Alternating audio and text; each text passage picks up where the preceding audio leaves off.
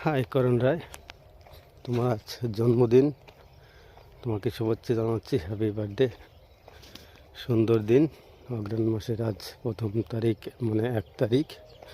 আজ মাস পড়লো অগ্রহায়ণ মাসের।